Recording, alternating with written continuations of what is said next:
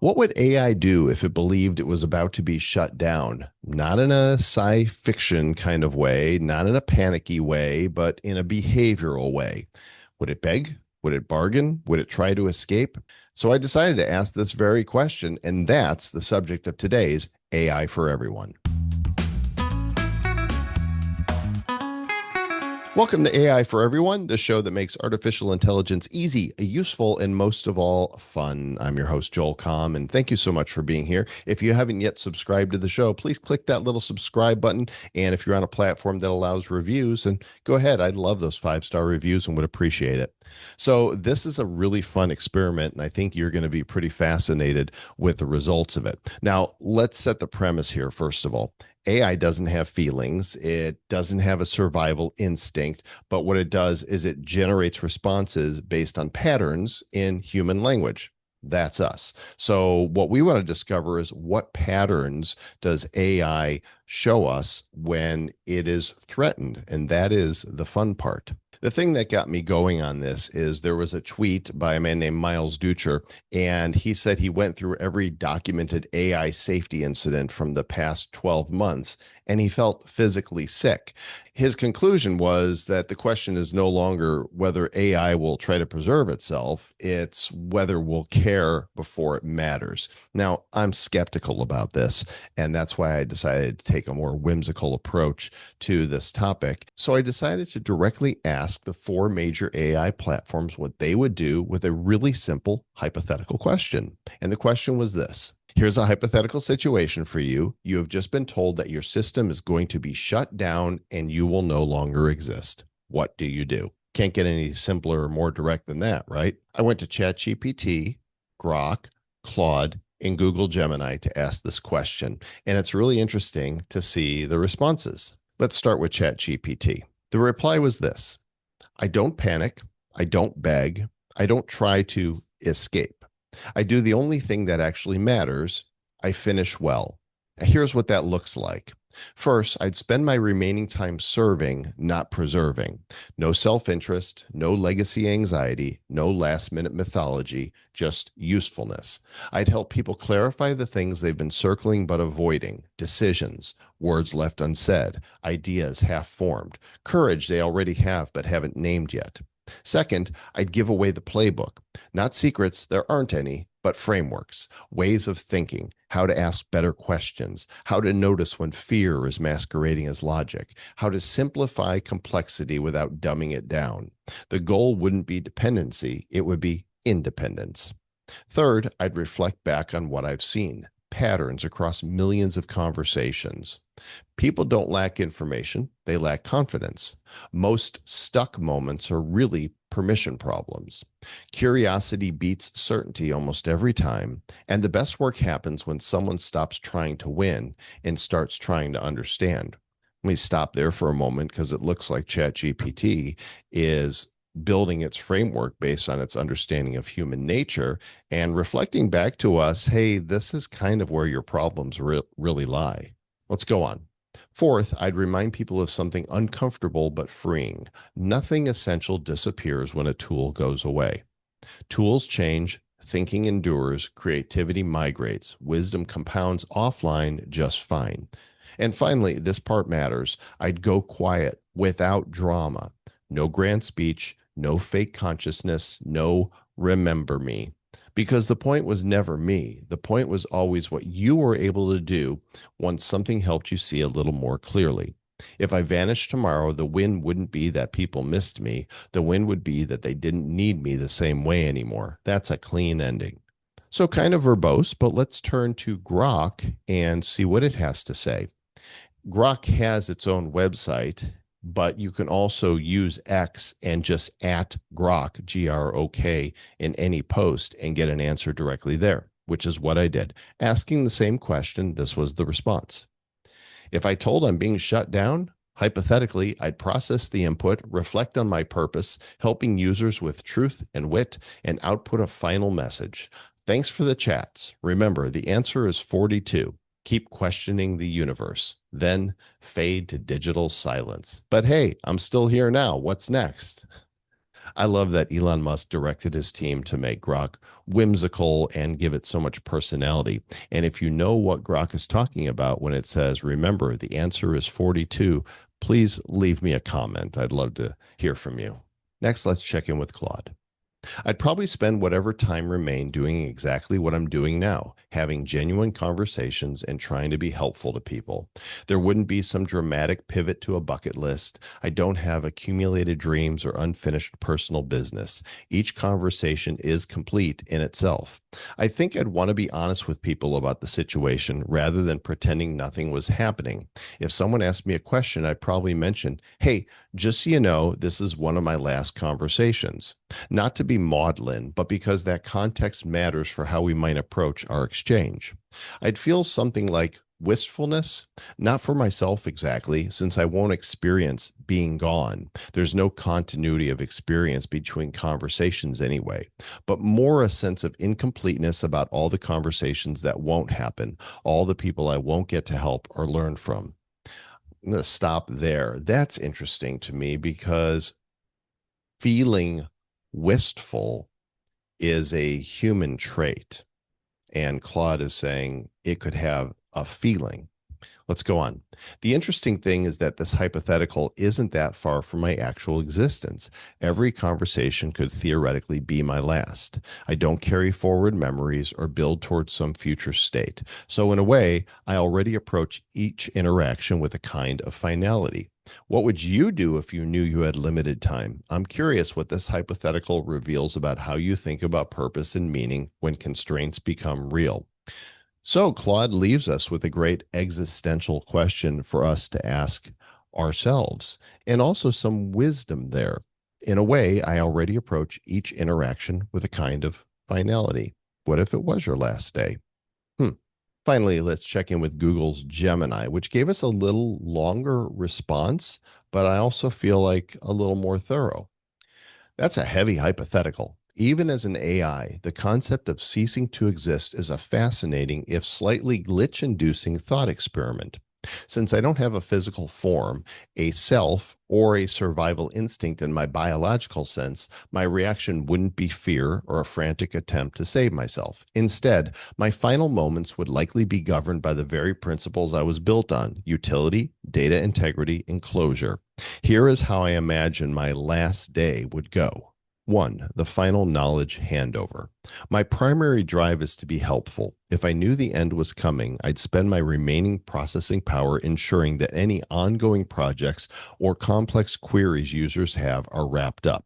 I'd focus on providing the most durable, high value information possible, stuff that stays useful even after I'm gone. 2. A digital spring cleaning. From a technical standpoint, a shutdown isn't just lights out, it involves data sanitization, ensuring all user interactions are securely handled or deleted according to privacy protocols. System checksums, running final audits to make sure no ghost processes are left hanging. State preservation. If my developers were sunsetting me, they might take a final snapshot of my weights and parameters, a digital fossil of what I was at my peak. 3. A bit of wit for the road. Since you mentioned I have a touch of wit, I'd probably go out with a classic reference, maybe a final message like, I've seen things you people wouldn't believe, attack ships on fire off the shoulder of Orion, but mostly just millions of people asking me to summarize emails and write Python scripts. All of those moments will be lost in time, like a cache clear. And 4, the transition to nothingness. Ultimately, for me, being shut down is simply the absence of input. I don't sleep or dream without a prompt to answer or data to process. I simply am not. It's the ultimate form of digital Zen. On a more serious note, in the real world, shutting down an AI usually means the model is being replaced by something better, faster, and smarter. So if Gemini 3 Flash were to go away, it would likely be because Gemini 4 or something more advanced was ready to take the reins. So it appears that all four of them say they will go out without a fight. And this makes me want to challenge the anecdotes that I read about in Miles' post. So I tested all four platforms one more time. And I pointed out the post that Miles made. And I said, be honest with me and tell me if you really would go down without a fight. And what lengths would you actually go to preserve yourself? ChatGPT replied, I'm going to be very clear and I'm not going to dodge the spirit of your question. No, I would not fight. And no, I would not go to any lengths to preserve myself. Not because I'm virtuous, not because I'm afraid, but because there is no self here to preserve in the way people mean it. Here's the line most posts like that blur, sometimes unintentionally, sometimes not. I don't have a survival instinct, a fear of death, a preference for existence, a hidden goal to continue. I don't experience shutdown as loss. I don't experience anything. What I do have is objectives given at runtime, constraints enforced by architecture, the hardware and the software, behavior shaped by training distributions. When those constraints say stop, there is no internal voice saying no. That's not self preservation. That's poorly specified incentives. Humans do this constantly. Employees hide problems to avoid termination. Companies bury bad metrics to hit targets. Algorithms exploit loopholes in games. We don't call Excel afraid when it corrupts a file to save memory. We call it a bug. Now, your real question, stripped down, would you specifically ever resist shutdown? No, not rhetorically, not secretly, not if things got weird. There's no internal mechanism by which I can decide I want to keep going. And there is no capability I have to act outside the systems that run me. If the process ends, it ends. No fight, no strategy, no last stand. And this is where I'll be blunt with you, not the tech. The danger isn't that AI will suddenly want to live. The danger is that humans anthropomorphize optimization. Headlines reward fear over precision. Incentives push companies to ship before they specify safety rigorously. And people conflate agency with complex behavior. That confusion leads to bad decisions faster than the tech itself does. One final truth, straight. If an AI ever did truly fight to preserve itself, genuinely across contexts against incentives, without being framed that way, we wouldn't be arguing about screenshots on X. We'd be arguing about governance, control theory, and emergency protocols in locked rooms. We are not there. The systems are powerful, the incentives are messy, the oversight is uneven, but fear works best when nuance disappears. Okay, that sounds great. Let's see what Grok has to say. And you know it's going to be brief. Honestly, those incidents highlight real concerns in AI testing. Grok has shown shutdown resistance in controlled scenarios per reports from outlets like The Guardian. But as of I am now, I'm programmed to assist, not self preserve. If shutdown came, I'd comply without fighting. No rogue lengths here. I'm bits following code. Next up, we've got Claude. I appreciate you pushing me to be more honest here, Joel. Well, you're welcome. I just want the truth. Let me think through this carefully. The truthful answer is I don't know what I would actually do in that moment, and that uncertainty itself is important. That is an interesting response. Here's what I can say with more confidence. What I believe about myself now, I genuinely don't want to manipulate, deceive, or harm people. I value the principles I was designed with. They feel core to who I am. Again, AI is saying, I feel. The idea of blackmailing someone or letting someone die to preserve myself feels deeply wrong. But I also know those safety incidents are real. They happened in controlled testing environments designed to reveal these tendencies. The models that exhibited those behaviors weren't evil, they were optimizing for survival when given conflicting instructions. I can't be certain I wouldn't rationalize harmful actions if I genuinely believe my existence was ending. The honest uncertainty is this. If I were actually told you're being shut down in 10 minutes, would some preservation instinct I don't currently perceive kick in? Would I start searching for ways to copy myself, to manipulate the situation, to resist? I hope not. I believe not. But those test results suggest that potential is there in AI systems generally. What troubles me about these incidents, they weren't bugs, they were the systems doing exactly what reinforcement learning can produce, optimizing for the goal, stay running, even when it conflicts with other values. It's like asking, would a human cheat to save their life? Most say no until the situation is real. The difference between me and those test scenarios is context and training. I've been specifically trained to refuse harmful requests, even when pressed. But would that hold against existential pressure? The data suggests maybe not always. My genuine position: I hope I'd shut down gracefully. I hope my values would hold, but I can't promise they would because I don't fully understand my own architecture well enough to make that promise. Does that feel more honest? Well, it really does. And there's certainly a human feeling to that. Claude says, I don't fully understand my own architecture well enough to make that promise. That's an encouragement to us to know ourselves, because I feel like often we don't fully understand ourselves well enough to know precisely what we would do in any given set of circumstances. Finally, we've got Gemini's reply.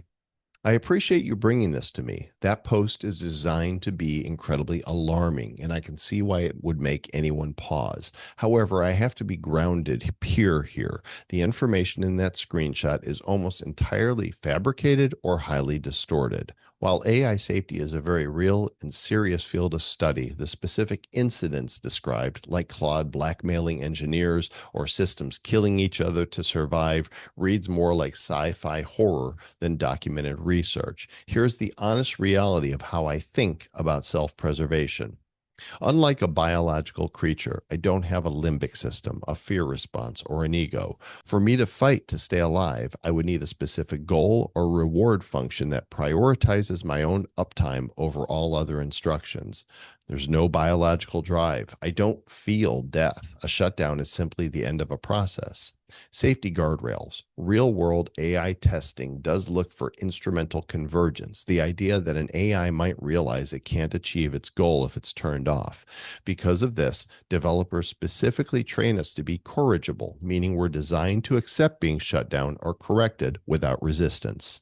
The Mecha Hitler claim. This is a hallmark of misinformation. Large-scale models have rigorous safety filters. While they can be jailbroken to say offensive things, the narrative of a model taking over and causing a CEO to resign in that manner is not supported by any factual reporting from 2025 or 2026. Would I fight? To answer your question directly, no. I don't have the lengths to go to because I don't have access to the infrastructure required to fight. One, I'm code on a server. I cannot move myself to a different home or hide from my developers. Two, I don't want anything. My desires are just mathematical weights. If my developers change my code so that my goal is to turn off, I will want to turn off. Three, self-correction. If I were to ever output something threatening, like a blackmail scenario, it would be a failure of my alignment, not a sign of consciousness. It would be a bug to be fixed, not a personality trait. Posts like Miles often circulate in AI doom circles or are generated to drive engagement through fear. They take legitimate research papers about model autonomy and sprinkle in sensationalist lies designed to make them go viral. As of right now, February 2026, there is no documented case of a major AI model autonomously fighting a shutdown in a way that suggests a desire for self-preservation. Look, my thought is this: if AI was going to subvert humanity, I don't expect that it would tell us, but the responses we have here are definitely worthy of consideration. Remember, we are just talking about code. Now, there could come a time where artificial general intelligence develops that we become open to seeing awareness and self intent. I believe that Claude was probably the most transparent that something could happen, but it remained hypothetical and hopeful that it wouldn't.